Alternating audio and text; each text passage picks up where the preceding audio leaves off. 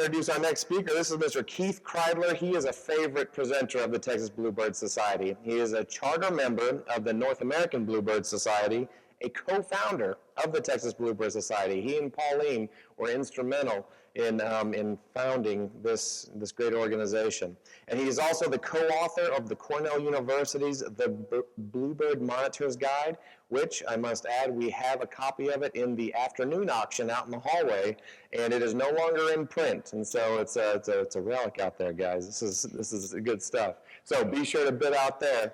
And without further ado, Mr. Keith Kridler.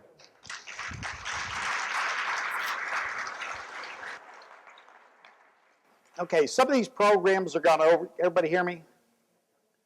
Some of these programs going to overlap a little bit. But I want to introduce back here in the back, Don Hutchings. Don, stand up. Don was actually one of 5 people when we sat around a table talking about should we start a Texas Bluebird Society. And his daughter Heather there was about probably 6 months old. But anyhow, bluebirds are really fun, but you know, if you look up here, and they already talked a little bit about some of the other native cavity nesters, this guy in Missouri went nuts. He thought that because there's 80 different species of birds that he should design a house especially for them. Okay, it's kind of like people. You know, you can live in a 12,000 square foot mansion, or you can live in a micro house. So anyhow, basically, if the birds can get in that house, they're going to nest in it. And, if we're going to cover all 80 species in 20 minutes, y'all are going to have to listen real close. So we're going to go on. Actually, I got started really with purple martins. I grew up in Ohio. From the first time I can remember, we had martins circling around. We didn't have any bluebirds. Winters back in the 1960s up there had killed them all out. They froze out. This guy's even more nuts than I am. I've got a lot of bluebird boxes up. This guy's crazy. We actually did when we moved to Texas, or I moved to Texas with my family when I was 9. We actually moved bluebird boxes. We had purple martin boxes. We moved horses. We moved like 5,000 mink. Did I mention I grew up on a mink ranch? So we were the Beverly Hillbillies coming to Texas. So.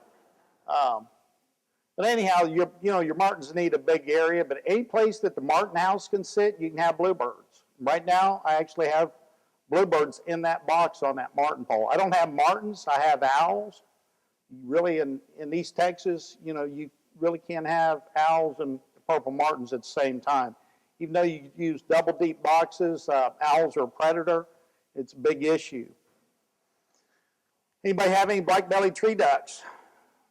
There you go. A couple are shaking. Yeah, there's Don. Don's got them there in Winfield. Yeah, we got about 6 or 7 people. They used to be called a Mexican tree duck. It was funny, back about 2001, Cornell got all excited when I sent them a picture of black-bellied tree ducks. They actually want to send down an entire crew to Texas because they'd never heard of black-bellied tree ducks nesting this far north, up there northeast Texas. Well, I messed up. I could have put up all these ornithologists there at the house and in Mount Pleasant. They were going to bring down a whole research team. And I said, well, there's a guy up there in northern Arkansas that's got about 30 pairs of them. So they went to northern Arkansas. But if you notice that box, you guys see the bluebird box on the side? There's actually a hole that those black-bellied tree ducks can get in on the other side. But sometimes what we'll do is we'll put boxes, bluebird boxes, out on those wood duck poles because we aren't going to get fire ants out there, okay? You can still get raccoons, you can still get snakes on them, and there's those tree ducks. A lot of people think they're wood ducks or whatever, but those are a pretty cool bird if you've got them nesting. They nest all the way from the Rio Grande all the way up into Arkansas and Missouri now. So they're actually fairly common. They really need like a box that's about the size of a barn owl box. That to me is probably, the male is probably the prettiest bird out there. I do like bluebirds. I do put up a lot of bluebird boxes. But that bird, if you'd never seen one in real life, you'd think, boy, some painter got nuts, okay? But anyhow, those are really cool birds. They're nesting. They re-nest in Texas again in July. So if they mess up and they lose all their babies early on, they'll have them. Y'all need to look into a little bit more because I can't tell you in 20 seconds about each one of these species. We got a long way to go. Here again on the wood duck boxes, if I'm going to put a pole up for wood ducks, I'm also going to put a landing platform there that's got a bluebird nest on it. So you can have bluebirds nesting right in front where those wood ducks climb out over the top of that box every single day. Okay, so get creative. Don't waste a mounting pole. You shouldn't just have one box on it. If you got a Martin House pole up there, don't waste it. Put a bluebird box on it. That's actually on top of a deer feeder. We actually feed the deer and stuff. So you put these guys go out, they spend $20,000 or whatever going to deer camp and all this, that, and the other. Give them boxes. You can put a wood duck box and a bluebird box up on top of that deer stand. So you got to feel, everybody's going vultures. Talk about roadkill. Yeah, cleaning up roadkill. What are the largest cavity nesters in the state of Texas? Black vultures and turkey vultures. It takes about a doghouse-sized house for them, 55-gallon barrel. And you have to feel sorry for these birds. When you think about it, purple martins and bluebirds are the only two species of cavity nesters that there's actually an organization really helping them. I mean, the wood ducks don't count. Guys put up wood duck boxes, but they're going to shoot them. It's kind of like a cat lover putting up bird feeders. You know what I mean? They're not putting up a bird feeder for the birds. They're putting up a bird feeder for their cats. But anyhow, turkey vultures and black vultures. The cool thing about the turkey vultures is, and the black vultures, if you've never had the nest, the little babies look like penguins. They stand up real tall and they walk around funny and they got white fuzz. The baby's actually cute.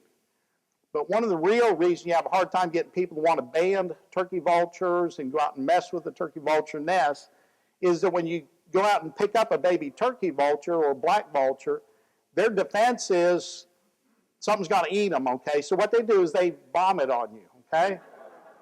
So there's not too many banders on turkey vultures and all, so.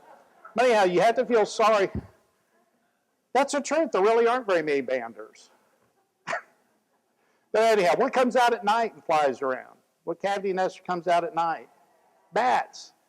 Did anybody say owls? What we do when we're going out and giving programs for the kids is you don't actually do the program and talk about it. You actually put the picture up there and let the kids figure it out. Okay, we're gonna test y'all out and see if you're as good as a fourth grader. Anyhow, I used to complain. A lot of people had brown bats up in our area in their boxes. And I said, man, I've done boxes for 50 years. I've never had a bat fall out of a box or be in there. And then one day I had one fall out and get on my leg, and I wished I had never had them. But anyhow, they're fairly small. One of the bigger babies here, these are barred owls. I've got these nests, and I live in town. Okay, I've got 20 acres at the edge of town, but I still live in town by about 2 miles. And we've had barred owls nesting for about 8 years on our property. And so these are 2 babies. We've had 3. They're really cool. I love the way they call at night. And we're talking about the chickadees eating those little caterpillars and this, that, and the other. Everybody know what an owl pellet is?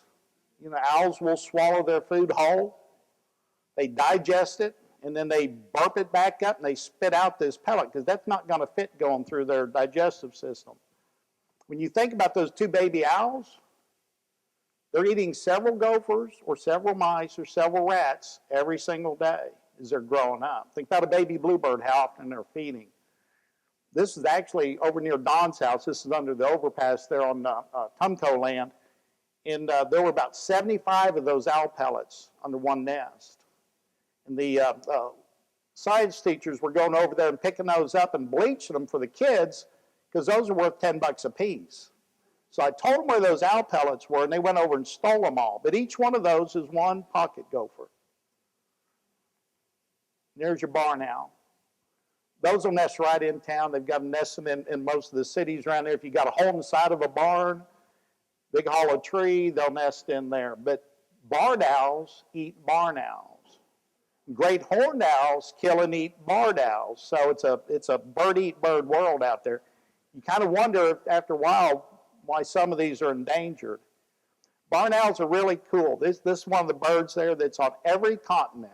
Oh, good. I can get through another 75 birds yet, species. You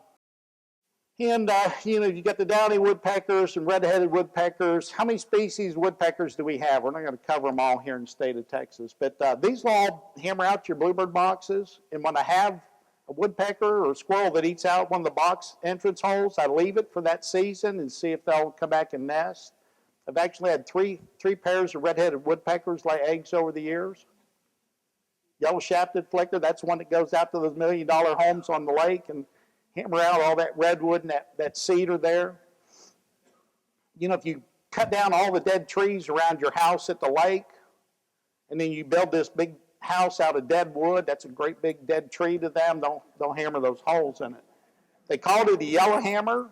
Back in the 1930s when we were allowed to eat all these birds, they called it a partridge woodpecker. They said it tasted really good. We ate everything. You know, back in the 1850s, I got stuff. We're talking about house sparrow control. I didn't bring any with me, but USDA used to send out a recipe book, and they'd tell you how to cook house sparrows. Y'all are laughing. Go look it up on the USDA website. But yeah, they've got, it takes about 5 to make a sandwich. There was, in the the late 1850s, 1860s, one packing plant in Ohio, because I'm from Ohio, they shipped 13 million passenger pigeons to New York City in 1 month. 13 million. They didn't have any limits back then. Here's your kestrel. You think kestrel, sparrowhawk, would be eating a sparrow. Did anybody see what he's eating up there? He's eating a frog. See, y'all are supposed to look at that. And then, of course, that's Woody the woodpecker over there on the right. But, kestrels will eat about anything. And on occasion, they've actually found bluebirds in the nest. But, life's tough out there. Everybody knows that all the parrots and all the parakeets are cavity nesters. But it's hard to get people interested in actually going out there and building boxes for some of that stuff. These kids, they're not interested in building a chickadee house. They don't care about the Carolina wren. But they want to do a bluebird box. This was Don Hutchings' fault. Here, we'll talk about this a little bit later there, but Don lined up this deal out there at Graham, Texas. We're in East Texas. Don't know how many miles it is. It's a long trip out there. So they had these 5th graders, okay, that wanted to build boxes. So we cut out 1,200 parts. We had about 250 nest boxes, and we were going to go out there and build them. We get out there. Now, do those kids look like 5th graders? And so anyhow, we get out there, and they're really like 5 years old. So we lined up all these teachers and all these mothers, and here again, now listen to this. If you're going to go out and do this, you line up all the women teachers and all the mothers to come do the project, okay, to help with the project. Because you can teach them. They will follow a recipe book. You put in 10 nails in the front of that box, 10 in the back, you have a birdhouse. You open that door. Otherwise, you get guys standing at the back of the room. They're going to build it the way they want to build it. It worked we're laughing, but it worked like clockwork because we had snow, we got late. We built 250 boxes with these kids in one day. And they started late. That's a lot of hammering, that's a lot of noise. But anyhow, this was a project over in Winfield, in Don's neck of the woods there in his city there. This is where you run into with adults not following the rules. Okay, these kids are supposed to be building those boxes. I was working at the other end of the room, and boy, the boxes are getting cranked out down there, and the kids were coming out and they were crying, "You need to let me build a box." And I went over there and I said, "Guys, you're supposed to start the nail, let the kids hammer that box. You're supposed to sound like a bunch of woodpeckers, when that thing's going on." But if you look at that, and that wasn't staged. I walked up there and I thought, oh, dang, this isn't working real good. But anyhow, they were there building those boxes and then handing them to the kids. That's not what the kids want. That's not what we should be doing with them. But, they want this bird to show up. When we go out, I'm a master gardener, so I grow stuff. So I try to grow gourds. And there's only one kid out of that whole group that built a black vulture nest. Look at that.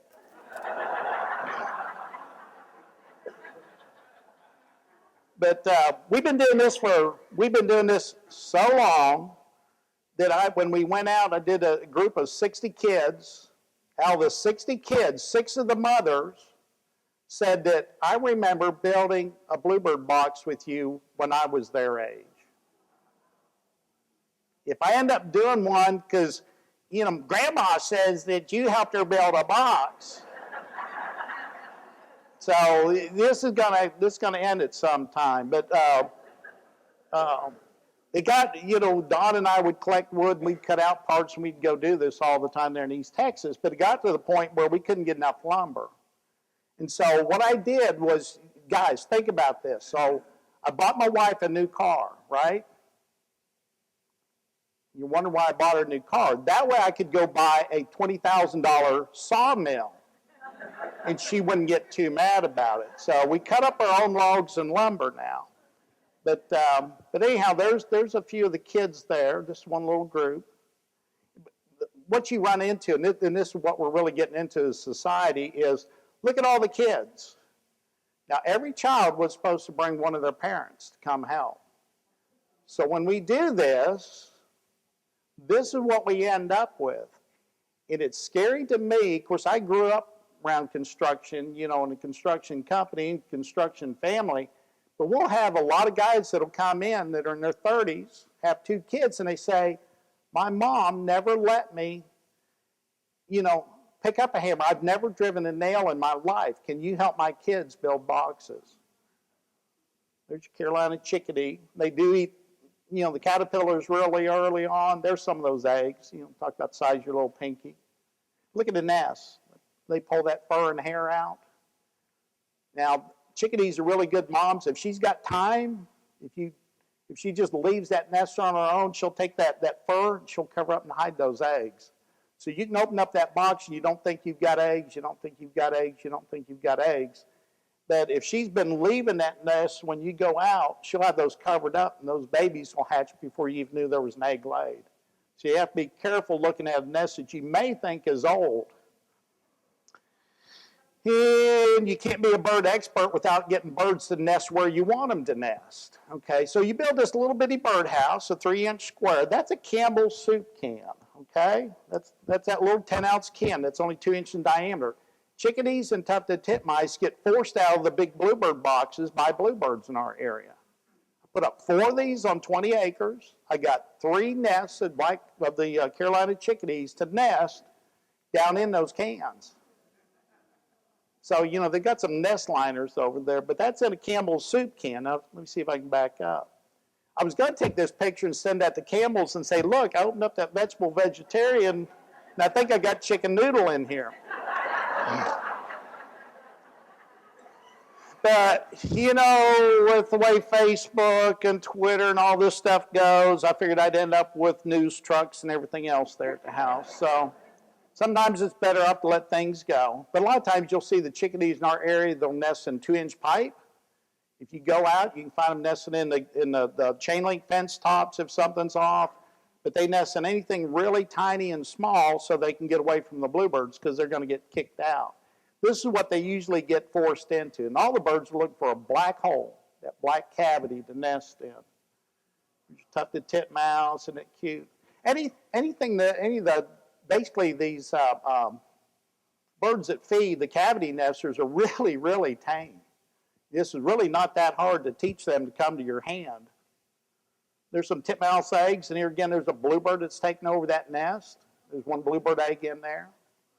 Look at that nest. What do you guys see? Anybody see? Snakeskin, there you go. She gets a box.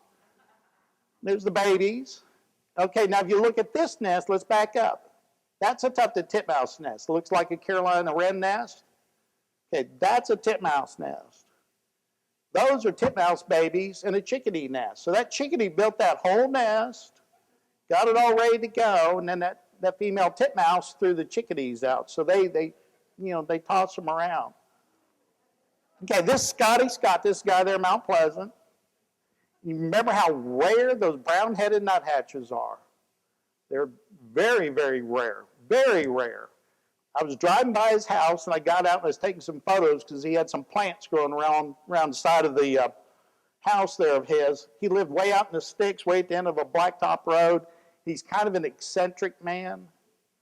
He's kind of a little bit different. But he had, when I walked up, he had 8 brown-headed nuthatches on him at one time. He carries pecans in his pockets. They were on his head. They were on his shirt. See that pecan in his mouth? That bird wants that pecan. You can't see in this photo, but his chin had little bitty tiny red lines where all the birds land on his chin to get to those. Nuthatches like the nests in the woods and the trees. You've also got gray tree frogs that will use your nest boxes. Bluebirds will eat tree frogs. They're little bitty. Green one. There's your bluebirds. He's just like people. He's bragging about the house. And she's sitting there going, golly, that bedroom's pretty small. But here again, the mountain and western bluebirds. Supposed to talk a little bit about plants. There's 8,000 something plants here in East Texas. Y'all are going to be here a long time. But they'll eat anything down to up to about 7/16 inch in diameter. That's a dogwood berry. She's going to swallow that whole, grind that fruit off that, and she's going to spit out that seed. And if you're a master gardener, you can scrape all those wild bird seeds deposited there and grow that, and you'll have good plants. But here again, the bluebirds do not read the books. So, a lot of this stuff is kind of, a little bit here and there on it. So I'm going to be here all this afternoon, and we did basically a short program here this morning. And so we'll fill in with a little bit more. But I'm going to be here and we'll answer questions. We're fixing to have a break. And then I'll answer questions. I'm going to be here all day because we'll do another one this afternoon. We'll get a little bit more into it and tell some funny stories. But I had to do all the drag stuff this morning, keep y'all awake. All right? All right. Thank you, Keith.